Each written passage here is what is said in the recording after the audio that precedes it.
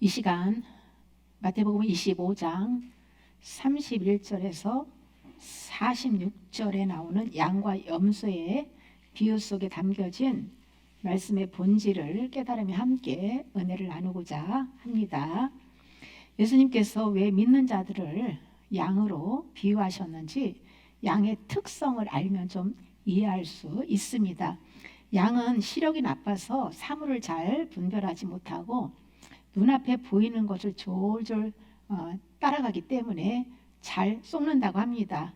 이와 같이 성도들도 회개하여 영의 눈이 밝아지기 전에는 분별력이 없어서 악한 영에게 잘 미혹당한다는 것을 알 수 있습니다.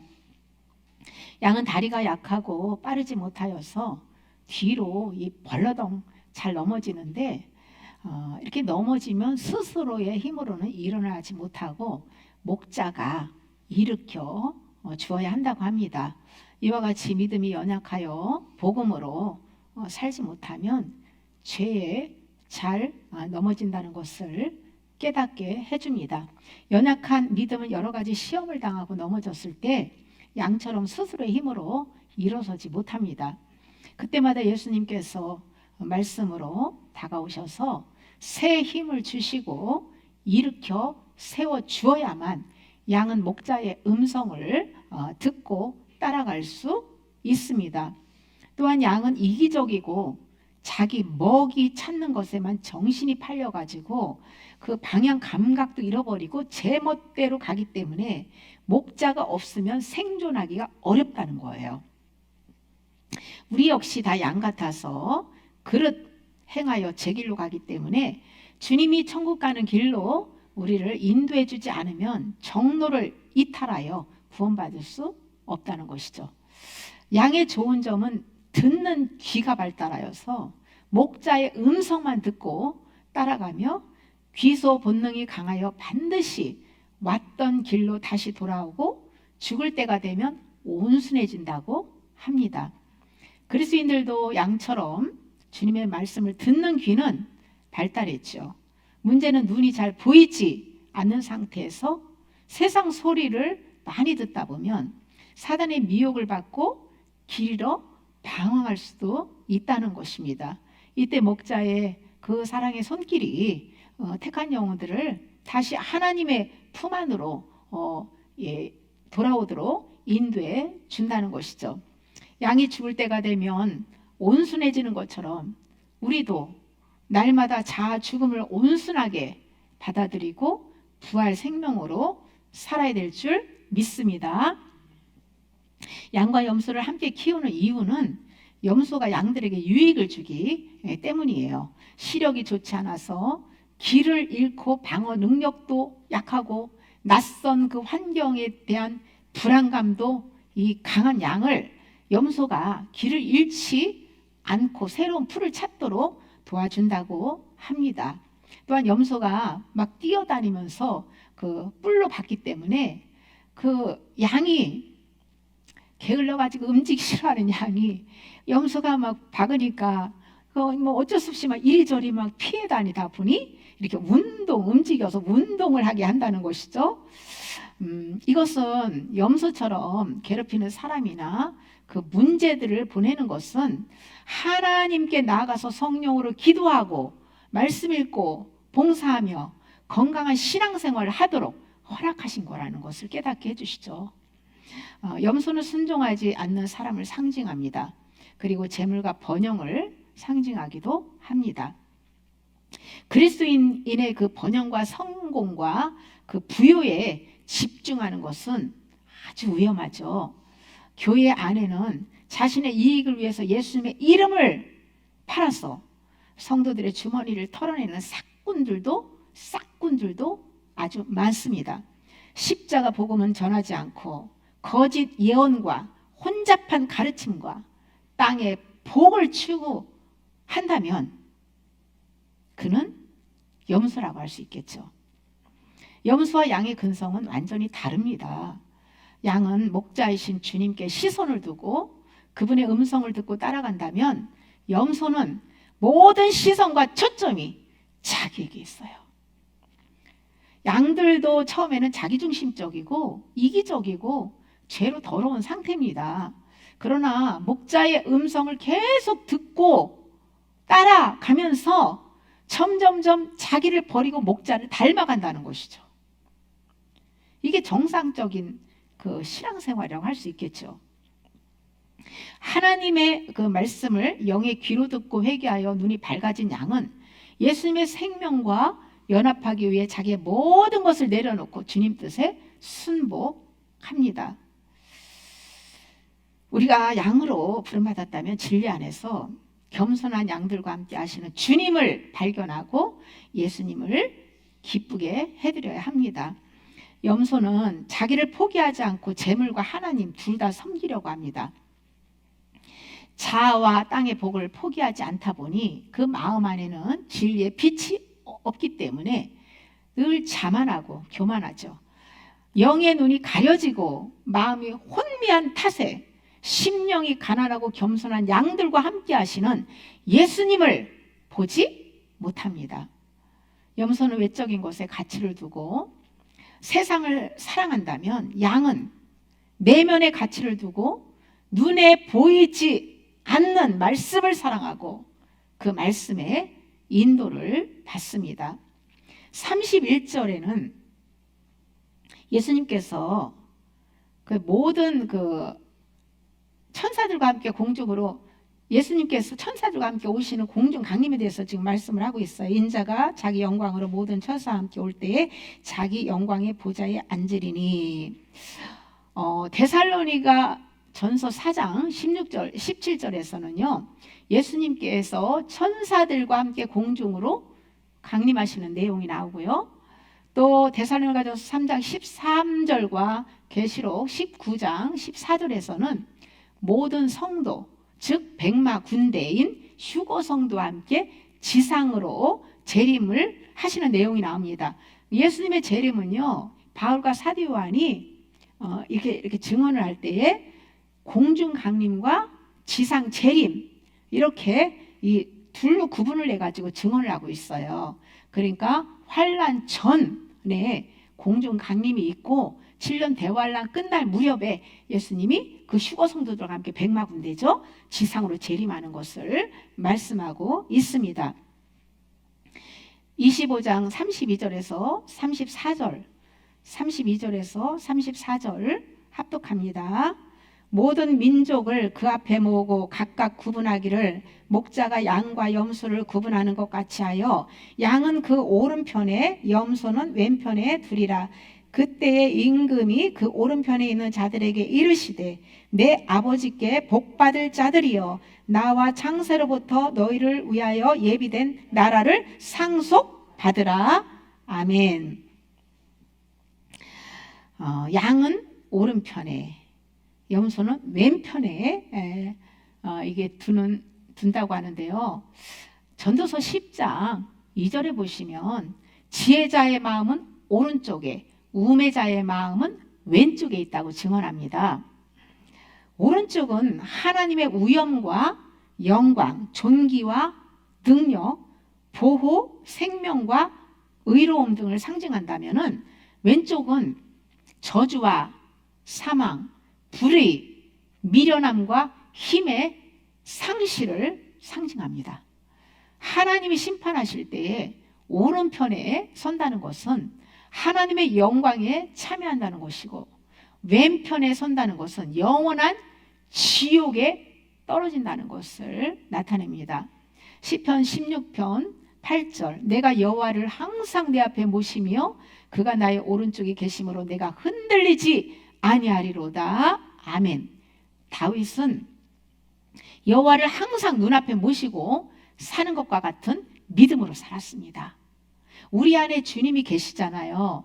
늘 주님이 함께 하시는 임마누엘 하시는 주님을 우리도 의식하며 그분을 바라다보고 늘 함께 동행하는 삶을 살아야 되지요.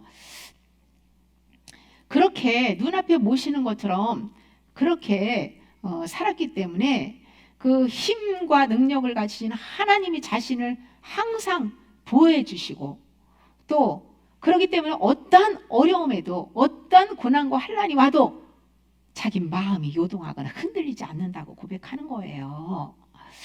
이사야 41장 13절 이는 나 여호와 너희 하나님이 내 오른손을 붙들고 내게 이르기를 두려워하지 말라 내가 너를 도우리라 할 것임이니라. 아멘. 사람이나 돈이나 건강 등 세상에 있는 그 무엇도 우리를 죄와 악한 영으로부터 지켜주지 못합니다. 그러면 세상의 그 어떤 것도 의지하지 말고 우리를 붙잡고 도우시는 하나님만을 의뢰해야 합니다. 예수 그리스도 안에 온전히 거할 때 모든 두려움은 사라지고 우리는 안전하게 보호를 받게 될 것입니다. 예수님과 함께 십자가에 매달린 우편 강도는 회개하여 구원을 약속받았고 좌편 강도는 지옥에 갔습니다. 하나님은 성경에 계시한 대로 우리 삶도 진리를 경험하도록 인도하시는데요. 제가 말씀을 소리내서 읽는 방법을 적용하여서 꾸준히 회개를 했을 때에 이 속사람 속에 그 죄 속에 기생하던 어둠이 이렇게 몸으로 이렇게 많이 드러났는데요. 그런데 신기하게도 거의 왼쪽 부위로 질병 증세가 많이 나타났어요. 예를 들면 이 머리 다쳤을 때도 이쪽 부분이 다쳤고 귀 이 뒤쪽 이쪽 부분에 이 뼈 통증으로 많이 제가 어려움을 당하고 또 피부병이 갑자기 그때 났을 때 이 요쪽 왼쪽 요쪽으로 딱 요쪽으로만 이렇게 피부병이 났다가 며칠 만에 또 사라지기도 하고요.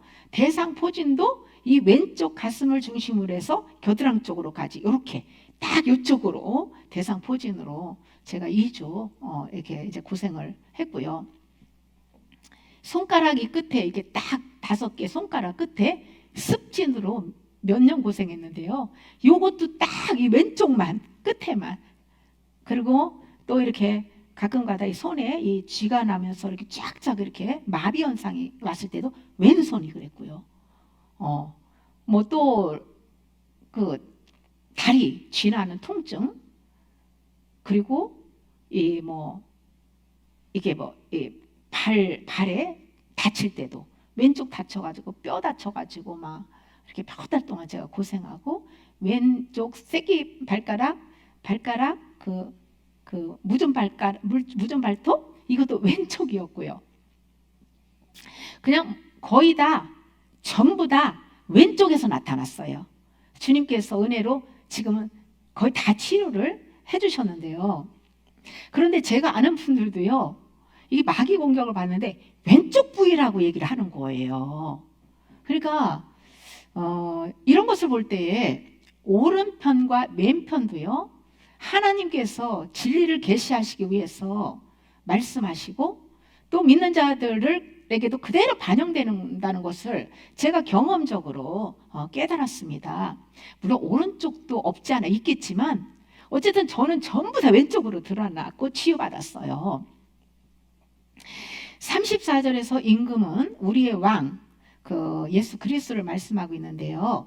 오른편에 있는 복받은 자들에게 창세로부터 너희를 위하여 예비된 나라를 상속받으라고 말씀하세요. 하나님께서 이 세상을 창조하시고 사람을 만드실 때에 이미 선택한 양들을 위하여 천국을 예비하셨습니다. 예수님께서도 제자들에게 내가 가서 너희를 위하여 거처를 예비하면 내가 다시 와서 너희를 내게로 영접하여 나 있는 곳에 너희도 있게 하리라고 말씀하세요. 하나님께서 영원한 처소는 천국에 예비하신다는 거죠. 하나님께서 택한 자들을 구원하시고 이 땅에서 믿음으로 선을 행한 것에 따라 상급으로 거처를 지어주시고 살 집이 다 지어지면 이 세상을 떠나서 천국에서 영생 복락을 누리게 된다는 것입니다. 마태복음 25장 35절에서 36절입니다. 내가 줄일 때에 너희가 먹을 것을 주었고 목마를 때에 마시게 하였고 나그네 되었을 때에 영접하였고 헐벗을 때에 옷을 입혔고 병들었을 때에 돌보았고 옥에 갇혔을 때에 와서 보았느니라. 아멘. 이 말씀은 오른편에 선 양들이 이렇게 살았고 또 좁으면 좁은 길을 걸어가는 양들에게 예수님을 대하듯 이렇게 돌봐주었다는 것을 깨닫게 합니다. 오른편에 있는 의인들이 어떤 삶을 살았는지 지극히 작은 자들을 통해서 교훈을 해주고 있습니다. 여기서 육적으로 말씀한 것은 영적인 것으로 이해해야 되죠. 하나님은 영이시고 하나님의 말씀은 영이고 생명이라고 말씀하셨기 때문에 말씀은 영혼에 반영해야 합니다. 세상 것들이 비워지고 심령이 가난하게 되면 진리에 대한 그 목마름이 생기고 갈증을 느끼게 되죠. 그때 주의 음성을 듣기 위해서 이 귀를 활짝 열게 되는데요. 그때 의인들은 그런 영혼들에게 다가가서 말씀을 먹이고 배부름을 주었다는 것입니다. 또한 주님을 위해서 무소유로 나그네와 같이 천성을 향해서 걸어가는 그 순례자들을 따뜻하게 영접하여서 안식과 피로를 공급해 주었다는 것이에요. 그리고 헐벗을 때에 옷을 입혀주었다는 말씀은 영혼이 회개하여 죄가 드러나서, 회개하면 죄가, 속사람의 죄가 드러나잖아요. 감춰진 죄가. 그러니까 그냥 이렇게 죄가 발가벗은 것 같이 되는 거예요. 그때에 그 그리스의 옷을 입혀가지고 부끄러운 죄의 수치를 가려주었다는 것이죠. 양들이 병들었을 때 가서 돌봐주었다는 것은 죄가 마음과 육신의 병으로 드러나서 질병으로 연단받으면서 이 고통 가운데서 회개할 때에 찾아가서 위로하고 격려하고 기도하면서 그의 영혼에게 힘을 주었다는 것이죠. 주님을 위해 살다가 억울하게 옥에 갇혔거나 옥에 갇힌 것과 같이 자유를 잃었을 때에 찾아가서 위로해주고 피로를 도왔다는 것을 우리는 깨달을 수 있습니다. 그 예레미야가 이제 심판의 메시지를 이제 유다 백성들에게 전했을 때에 그 고관들이 그냥 시드기야 왕에게 이제 곧 바벨론에 멸망당하니까 너희들이 살기 위해서는 바벨론 느부갓네살 왕에게 그를 섬겨라. 그러면 너희는 죽지 않고 살 수 있다라고 해도 끝까지 그 말을 듣지 않고 그 고관들이 그 예레미야를 구덩이에 진흙탕에다가 집어넣고 그냥 뚜껑을 딱 닫아버리고 가뒀잖아요. 그때 그 왕의 그 내시 구스 사람 그 에벳 멜렉이 시드기야 왕에게 저 예레미야 저대로 놔두면 굶어 죽는다고 꺼내줘야 된다고 간청을 해가지고 그 왕이 또 30명을 데리고 가서 꺼내주라고 해가지고 가서 오다고 헝겊조가 다 묶어가지고 거기에다가 내려서 잡아서 꺼내줍니다. 그때 하나님께서 그 바벨론에 의해서 유다가 멸망당할 때에 에벤멜렉은 하나님의 말씀을 믿었기 때문에, 그리고 하나님의 사람 예레미야를 옥에서 건져주물 해가지고 구원을 약속했어요. 우리가 사는 이 마지막 시대에는 정욕으로 타락한 노아의 때와 그 동성애와 음란이 창궐하였던 소돔과 고모라의 때와 같습니다. 믿는 사람들마저 술, 도박, 마약, 음란, 게임, 쇼핑 등등 온갖 것에 중독돼서 영혼이 감옥에 갇혀 참 자유를 잃고 마귀의 노예로 사는 영혼들이 너무나 많습니다. 이런 영혼들을 향해서 주님께서 마태복음 5장 26절에서 진실로 내게 이르노니 내가 한 푼이라도 남김없이 다 갚기 전에는 결코 거기서 나오지 못하리라고 말씀하셨어요. 그러니까 죄로 인해서 영적인 감옥에 갇혔을 경우에는요, 자기가 좋아하는 것을 버리는 고통 가운데서 대가 지불을 하는 회개를 철저히 해야만 거기서 빠져나올 수 있다는 것을 교훈하는 거예요. 오른편에 서 있는 의인들은 옥에 갇혀 마음이 낮아진 양들을 찾아가서 회개와 의류의 메시지를 전하며 감옥에서 빠져나올 수 있도록 도와주었다는 것입니다. 성경에 나오는 선지자들이나 주님의 제자들과 그 바울이 당한 고난을 생각하면요, 우리가 당하는 크고 작은 어려움들은요 아무것도 아닙니다.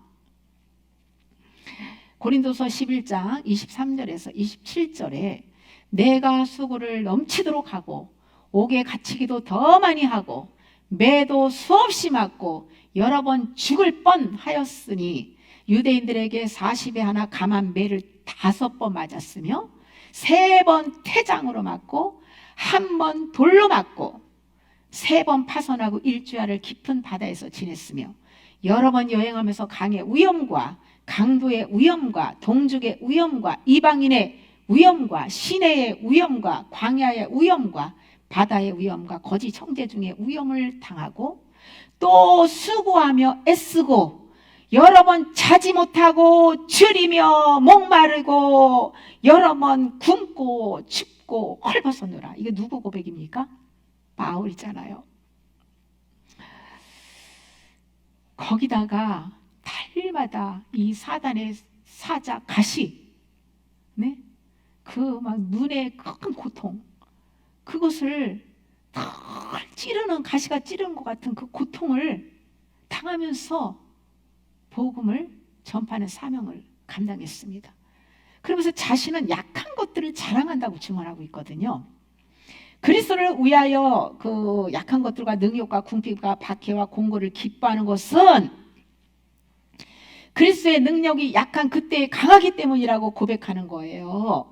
바울처럼 주님을 위해서 당하는 고난은 가장 큰 복이라는 거예요. 십자가의 능력은 등 따뜻하고 배부를 때에 나타나는 것이 아닙니다.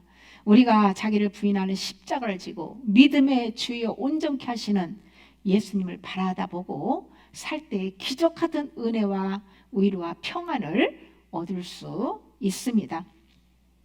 주님을 위해서 고난당하는 겸손한 자들을 도와주는 것이 바로 주님에게 대하는 것이라는 거죠. 선택받은 양들에게 사랑을 실천하는 것은 전부 주님께 한 것이라는 거예요. 왜냐하면 주님이 그 영혼 안에서 주인으로 자정하고 계시기 때문입니다. 예수님의 말씀을 들은 의인들은 자신들이 언제 주님께 그렇게 했느냐고 물어봅니다. 자신들이 행한 선행에 대해서 기억하지도 않고 보상 심리도 없이 순수하게 믿음으로 주님 사랑하는 마음으로 섬기고 대했다는 거예요. 어떤 대가를 바라지 않고 구원의 은혜에 감사하며 그 가난한 가부가 두렙돈, 그 적은 돈, 그것이 생활비인데 그 생활비 전부를 하나님 앞에 헌금한 것이나 죄를 지은 여자가 주님께 찾아와서 그 눈물로 그 눈물을 흘리며 눈물로 흘린 그 눈물에 자기 머리카락으로 예수님의 그 발을 씻어주고 향유 옥합을 깨뜨려 붓고 그런 모든 것이요 죄사함을 주신 주님의 은혜에 감사해서 자신의 전부를 드려도 아깝지 않은 사랑의 표현이라고 할 수 있지 않겠어요? 뭘 대가를 바라고 했겠습니까?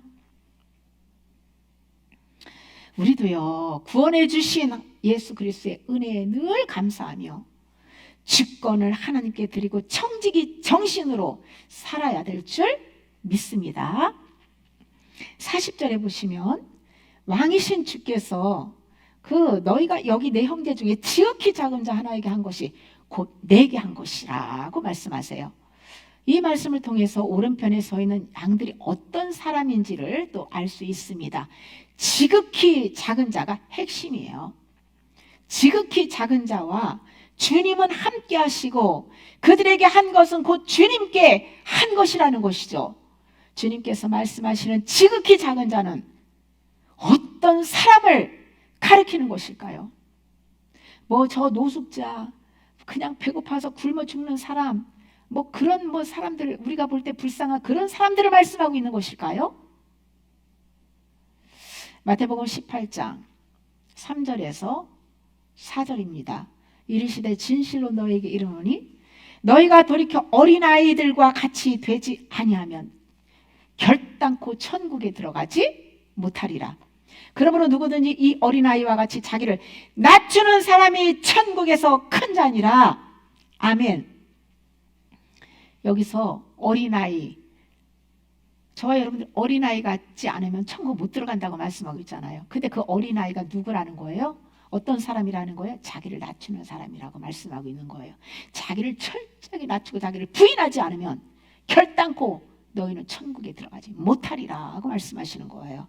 자기를 낮춘 어린아이를 그 6절에서는요. 이어서 6절에서는 나를 믿는 이 작은 자라고 증언하고 있어요.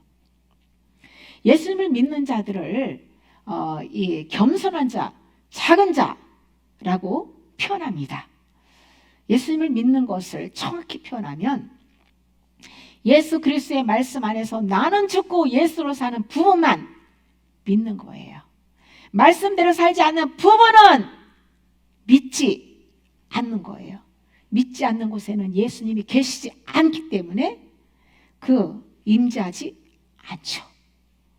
사도 요한이요, 죄를 짓는 자는 마귀에게 속했고 범죄하는 자는 주님을 보지도 못하고 알지도 못한다라고 증언하세요. 그러니까 믿지 않는 부분은 그 부분에서만큼은 주님을 보지도 못하고 알지도 못하는 거고 주님이 그 안에 임재하고 계신 게 아니라는 거예요. 마가복음 9장 37절 누구든지 내 이름으로 이런 어린아이 하나를 영접하면 곧 나를 영접하며 누구든지 나를 영접하면 나를 영접함이 아니요 나를 보내신 이를 영접함이니라. 아멘. 주님께 한 것은 바로 어린아이와 같은 겸손한 자들에게 한 것이라는 것을 알 수 있겠죠. 그들과 어린아이들과 주님이 함께 하신다는 거예요. 겸손한 영혼들과 함께 하신다는 거예요. 우리 안에 성령님이 계셔도 믿음으로 살지 않을 때는 부재하신 것과 같고요. 겸손한 마음으로 주님을 의뢰할 때는 임재하신다는 것을 이해할 수 있죠. 겸손한 자들은 자기의 소유가 없습니다. 어린아이가 자기 소유권을 주장하나요? 아기들이 품 안에 안긴 젖 먹는 아기들이 1살 된 아기들이 이거는 물론 그 돌된 아이들이 자기 장난감인데 그것을 다른 애가 뺏으면 내 거야 라고 물론 소유권 주장을 할 수도 있겠지만 어쨌든 품 안에 아무것도 모르는 아이들은 자기 것이라고 주장하는 게 없다는 거예요. 그것처럼 이 어린아이 같은 그런 그 심령의 사람들은 그 하나님의 모든 것이 하나님의 것인데 자기 것이라고 소유권을 내세고 주장하고 내 것이라고 여기는 영혼들이 없다는 것을 알 수가 있죠.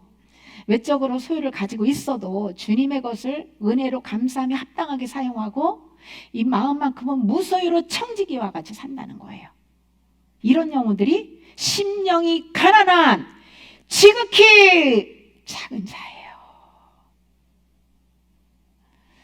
요한복음 13장 33절에서는 예수님께서 제자들에게 작은 자들아 라고 부르세요.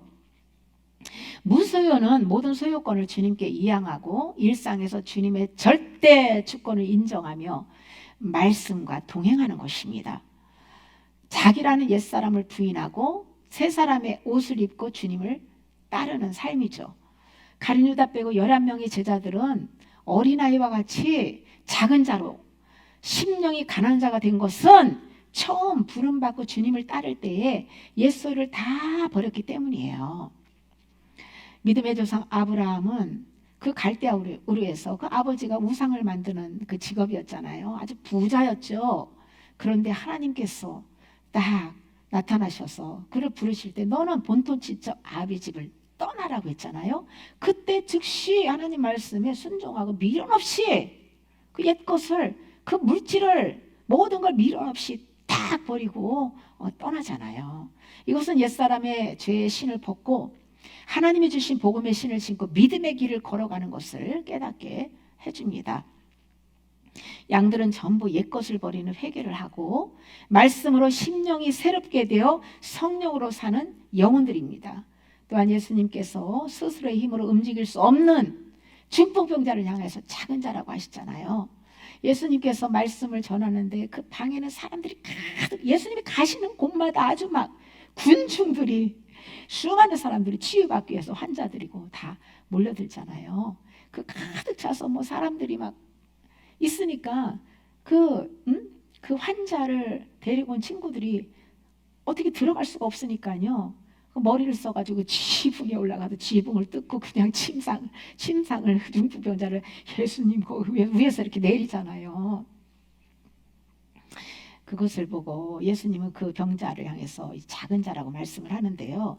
중풍병자 자체가 작은 자라기보다는요, 자기의 힘으로 아무것도 할 수 없고 오직 믿음으로 주님만 바라다보는 영혼이 작은 자라는 것을 교훈해 주는 거예요. 중풍병자는 아무것도 할 수가 없잖아요, 스스로. 모든 소유 다 잃고 회개하고 겸손하게 아버지 품으로 돌아온 탕자와 같은 영혼들이 작은 자예요. 또 세리와 같이, 그 바리새인과 세리가 성전에 들어가서 기도하는 내용 잘 아시죠? 세리는 저 뒤에서, 바리새인은 당당하게 그냥 하나님 앞에 내가 이렇게 저렇게 11조 뭐 어떻게 이렇게 살았는데 나는 저 세리와 같지 않고 어쩌고 기도할 때, 세리는 어떻게 기도합니까? 감히 눈을 들어 하늘을 쳐다보지도 못하고 가슴 치면서 하나님이여 나를 불쌍히 여겨주소서, 나는 죄인입니다. 이렇게 기도한 겸손한 마음을 가진 영혼들이 작은 자예요. 마음이 겸손한 자들은 하나님의 말씀을 무시하거나 한 귀로 듣고 흘려버리지 않고 마음이 새깁니다. 이사야 66장 2절에서 물은 마음이 가난하고 심령이 통해하며 내 말을 듣고 떠는 자, 주님의 말씀을 듣고 떠는 자, 그 사람은 내가 돌보려니와 라고 증언합니다. 하나님의 말씀을 듣고 떨며 통회하는 자들의 마음이 가난하다는 거예요. 세상의 것들을 마음에서 비우고 깨끗한 마음의 말씀으로 채워야 합니다. 마음이 세상의 것들을 가득 차서 부유하면 악한 영들로 인해서 주님의 말씀을 듣고 죄를 통회할 수가 없어요. 마음이 가난하지 않으면 회개할 수 없습니다. 세상 것들을 탐하고 세상 즐거움과 쾌락을 쫓아가는 사람들의 귀에는 복음이 들어가기 어렵죠. 왜냐하면 세상 신이 그들의 마음을 혼미하게 해서 눈과 귀를 다 가려버리고요, 깨닫지 못하게 하기 때문에요. 복음이 들어가질 않고 그냥 다 흘러가는 거예요. 그러니까 그런 영혼들은 종교 생활밖에 할 수가 없어요. 그러므로 예수님께서 가난한 자들에게 복음을 전하셨다는 것을 알 수 있는데요. 누가복음 4장 18절에서 19절. 주의 성령이 내게 임하셨으니 이는 가난한 자들에게 복음을 전하게 하시려고. 성령이 임하셨는데 누구에게 전하냐? 복음을 가난한 자들에게 복음을 전하게 하시려고 내게 기름을 부으시고 나를 보내사 포로된 자에게 자유를, 눈먼 자에게 다시 보게 함을 전파하며 눌린 자를 자유롭게 하고 주의 은혜의 해를 전파하게 하려 하심이라 하였더라. 아멘. 하나님께서 선택한 자들은 세상의 것들로부터 심령이 가난한 자들입니다. 그래서 세상에서 가난한 자들을, 세상의 것들로부터 가난한 자들을 택해서 믿음으로 부유하게 하신다고 야고보도 증언하고 있잖아요. 세상으로부터 만족이 없고 복음을 쉽게 받아들일 수 있는 가난한 자들을 구원하여 죄와 마귀로부터 포로가 되어 눌리고 영의 눈이 먼 자들을 자유롭게 해주었다는 것이죠. 그리고 여기서 은혜해는 희년을 말하고 있는데요. 희년의 본질은 모든 죄와 사단의 결박에서 해방되고 영혼의 참 자유와 평안과 안식을 누리는 거예요. 예수 그리스도와 온전한 연합입니다. 우리는 주님만을 갈망할 수 있도록 마음을 가난하게 만들어야 합니다. 가난하게 하려면 어떻게 해야 됩니까? 옛사람의 소유들을 전부 팔아야죠. 전부 꺼내 버리는 거예요. 주님께 드리는 거예요. 내 것이라고 했던 것들 다 주님께 드려야 되는 거예요. 그리고 주님의 것을 감사함으로 받아 써야 되는 거예요. 천국 가는 날까지 광야길에서 회개는 계속 해야 되고요. 항상 말씀을 생각에 두고 마음에 새겨서 하나님을 경외하는 법을 배우고 성령으로 살아야 합니다. 회개하고 성령으로 살아갈 때 삶의 모든 것에서 가치를 발견하게 되고 항상 기뻐하고 쉬지 않고 기도하고 범사에 감사하는 삶으로 하나님께 찬송과 영광을 돌리게 됩니다. 염소는 양과 반대로 생각하면 돼요. 양은 살아있는 말씀을 마음으로 받고 회개하지만 염소는 죽은 지식을 머리에 담고 그 지식으로 남을 정죄 판단하면서 정작 자신은 회개하지 않습니다. 선을 알고도 행치 않는 것과 믿음으로 하지 않는 모든 것은 죄라고 증언하고 있잖아요. 그런데 염소는 선을 알면서도 믿음으로 행하지 않고 하나님을 사랑하는 마음으로 이웃에게 사랑을 베풀지 않았다는 거예요. 무엇보다도 염소는 마음 중심에 주님을 진정한 주인으로 모시지 않았어요. 언제나 자기가 주인이에요. 주님의 주권을 인정하지 않고 자기 중심으로 사는 것이 가장 큰 죄라는 것을 알아야 돼요.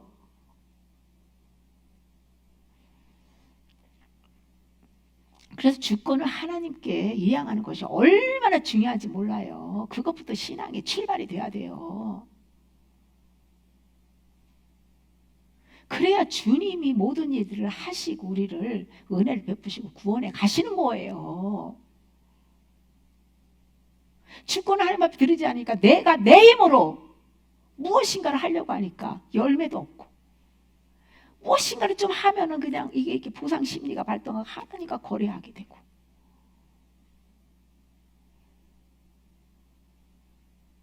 그러면은 아주 그냥 헛수고하게 되고요. 다 타버릴 공력이 돼서 하나님 앞에 상급받을 거 하나도 없고 그냥 책만 받고 벌만 받게 된다는 것을 알아야 돼요.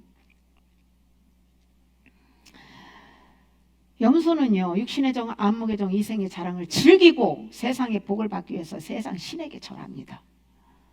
물질, 건강, 성공, 자신이 원하는 세상 복을 받기 위한 목적으로 하나님과 거래하는 것들 전부요, 세상 신에게 절하는 것과 같아요. 하나님 예수 그리스도요 말은 그러는데 그 이스라엘 백성들이 바알이요 바알이요 바알 숭배한 것과 다를 게 없다는 거예요. 염소는 양보다 세상 지혜가 탁월하고 모든 면에서 유능하다고 볼 수 있습니다. 인본적이며 계산적이고 자기 유익을 추구하기 때문에 손해보는 것이나 뭐 희생하는 것은 너무너무 싫어하죠. 마음 안에는 탐욕으로 가득 차 있기 때문에 하나님께서 염소 같은 영혼들 중심의 왕으로 자정하실 수가 없다는 것이에요. 신앙생활은 자기의 모든 것을 내려놓고 주님의 것을 받아 누리는 거예요. 사단이 주는 것들을 다 토해내고 주님이 주는 깨끗한 것을 그날 받아 먹으며 이 마음 안에 하나님 나라를 세우는 것입니다. 양과 염소가 교회 안에서 함께 예배하고 찬양하고 기도를 하잖아요. 겉으로는 쉽게 구분이 안 됩니다. 그러나 양은 알곡이 되고 염소는 쭉정이가 되기 때문에 시간이 지나며 알곡은 고개를 숙이는 겸손의 열매를 맺지만 양과 그 쭉정이는 어떻습니까? 고개를 빳빳이 들고 교만하게 자기가 원하는 대로 하나님 앞에 구애는 안 해주면 원망하고 불평하고 대적합니다. 내가 이렇게 했는데 왜 내 기도를 안 들어주냐고.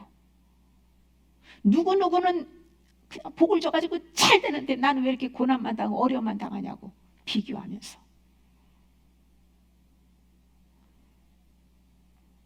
양과 염소를 분별하는 기준은요, 말씀을 듣고 마음 안에 있는 탐욕을 버리는 회개 여부에 달려 있습니다. 알곡이라는 것은 하나님의 하나님의 말씀이시고 성령으로부터 받은 믿음의 말씀을 마음에 채우는 거예요. 마음에 채워야 이 겉을 준비한 다음에 이 마음에 가득 채워서 알곡으로 가득 채워야 돼요. 그 전에 먼저 아담으로부터 물려받은 죄성과 타락한 정욕과 모든 탐심을 버리는 회개를 해야 됩니다. 먼저 쓰레기, 아주 그냥 더러운 죄, 욕심, 악한 것들 꽉 차 있는 것 일단 꺼내버리는 회개를 해야죠. 하면서 비어있는 깨끗한 곳에 말씀을 심어야 되는 거예요.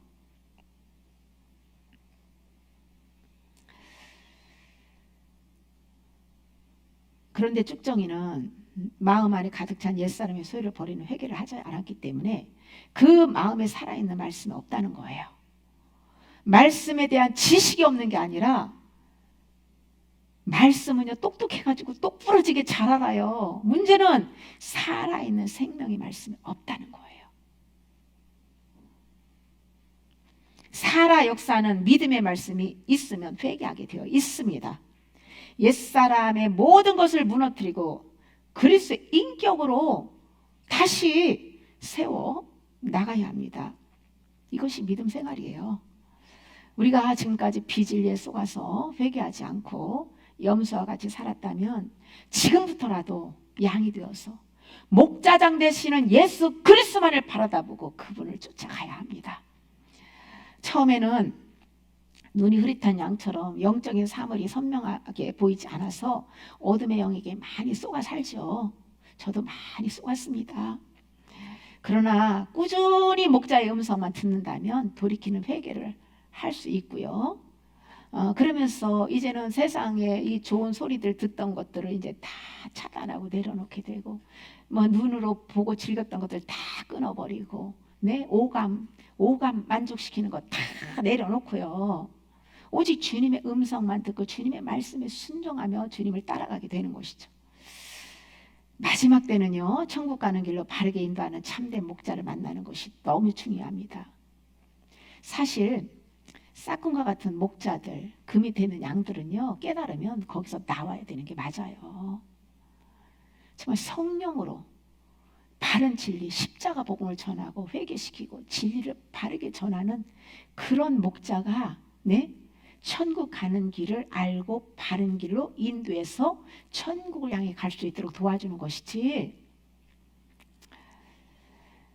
그 비진리를 전하는 그런 목사 밑에 있으면요 같이 멸망하는 거예요. 같이 주야로 말씀을 읊조리며 쉐마 신앙으로 우리가 살 때에 복받은 양의 무리 안으로 들어가서 천국을 상속받게 될 것이고요. 살아생전에 주님이 공중으로 강림하신다면 알곡으로 준비돼서 휴거될 것입니다. 우리는 십자가 앞에서 냉철하게 나는 양인지 염소인지 분별해야 합니다. 만약 염소처럼 탐욕스럽고 이기적이고 내 중심으로 자만하게 살아왔다면 말씀을 소리내서 읽는 방법을 적용해서 꾸준히 죄를 버리는 회개를 해서 주님으로부터 제사함 받고 열매 맺는 삶을 살아야 되죠. 그리고 믿음으로 의롭게 살면서 하나님이 선택한 양들을 도와주어야 합니다. 우리가 믿음으로 살면서 도와줄 사람은 염소가 아니라 양물이에요. 양과 염소를 구분하기 어렵다면 마음을 낮추고 겸손하게 진리를 듣는 사람을 도와주면 됩니다.